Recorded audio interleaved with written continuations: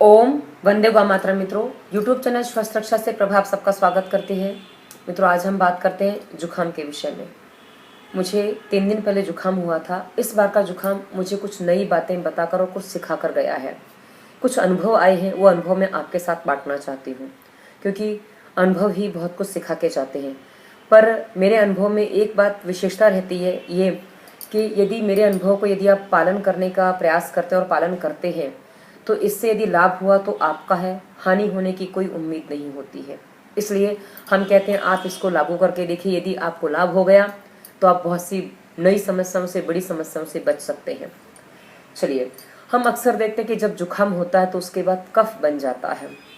छाती में, गले में कफ घरघराता रहता है और वो गले से मुंह के जरिए, नाक के जरिए निकलता रहता है। और कई बार ये कफ की मात्रा इतनी बढ़ जाती है कि छाती पूरी जाम हो जाती है, सांस नहीं लेते बनता और घबराहट के मारे सांस फूलती है और बहुत कुछ हो जाता है। और यदि अधिक बढ़ जाए तो कई बार अस्थमा, दमा जैसी समस्याएं भी खड़ी कर देता है। मित्रों, एक बात, ये जो स्थिति बनती है ये क्यों बनती है, आज हम उस पर बात कर रहे हैं। कफ इतना सारा क्यों बन जाता है? मित्रों, मैंने एक वीडियो बहुत पहले ही दिया था कि आप जानते हैं कफ का रहस्य। इसका टॉपिक ही ये है, क्या आप जानते हैं कफ का रहस्य। यदि आप इस वीडियो को देखेंगे तो वहाँ मैंने स्पष्ट बताया हुआ है कि कफ कैसे बनता है।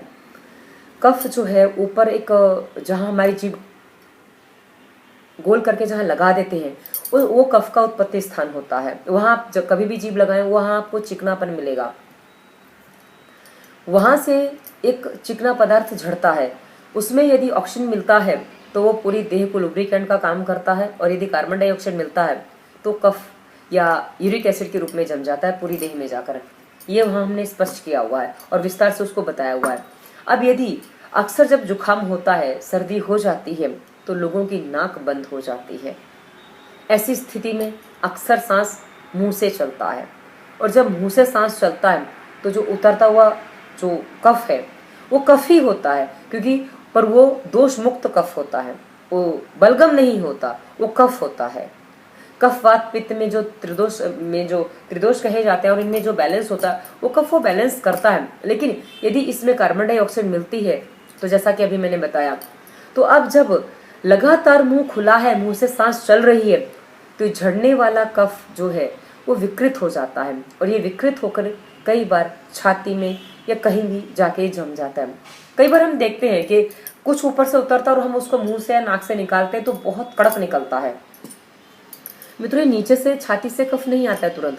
छाती से तो खांस नहीं पर आएगा, पर खांसी हुए बिना भी कई बार कफ निकलता है। वो क्या होता है, कई बार लोग कहते हैं कि अरे गले में कुछ अटका पड़ा ऐसा लगता है, और बस वो एकदम कड़क कड़क निकलता है। वो यही कफ होता है, वो यही लुब्रिकेंट होता है जिसको हम कार्बन डाइऑक्साइड देते हैं, ऑक्सीजन नहीं दे पाते हैं, जिसकी वजह से देह को पोषण ना देके उसको विनाश की ओर ले जाता है।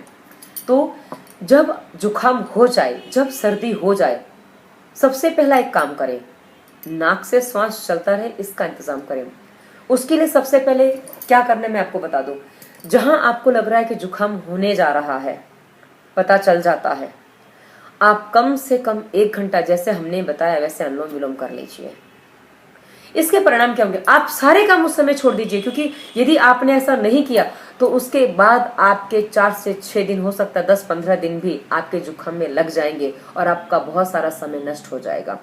उस समय सारे काम छोड़कर आप मात्र एक काम करिए, अनुलोम विलोम कर लीजिए। जैसे हमने बताया, सामान्य सांस पर यदि आप 1 घंटा अनुलोम विलोम उस समय कर लेते हैं, आप कफ के दुष्प्रभावों से बच पाएंगे।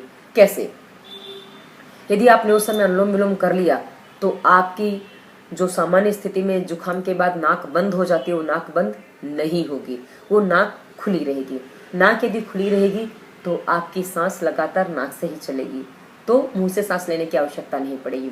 और यदि मुंह से सांस लेने की आवश्यकता नहीं पड़ती है तो आप कफ से बच सकते हैं। तो ऐसी स्थिति में नाक से सांस चलती रहेगी, और उसके बाद यदि नाक हल्की फुल्की बंद होती है, उसके बाद भी बंद तो होती है, पर जैसी होती है सामान्य स्थिति में वैसी नहीं होती है, उससे आप बच सकते हैं। और आप क्या करें, नाक में जितनी बार आप नाक साफ करते हैं, नाक से कफ निकलता है, उतनी बार, या उसके अलावा जब लग रहा है कि नाक में जलन आदि हो रही है, आप नाक में बादाम रोगन लगाते रहिए। दिन में 10-20 बार भी आपको बादाम रोगन लगाना पड़ सकता है, लगाइए। क्यों? क्योंकि यदि आपको कफ से लंबी बीमारी से बचना है तो आप छोटो उसमें ये कर लीजिए। इससे क्या होगा, आपकी लगातार सांस जो है वो नाक से चलेगी और आपके मुंह से सांस न चल पाने की वजह से कफ अधिक नहीं बढ़ेगा।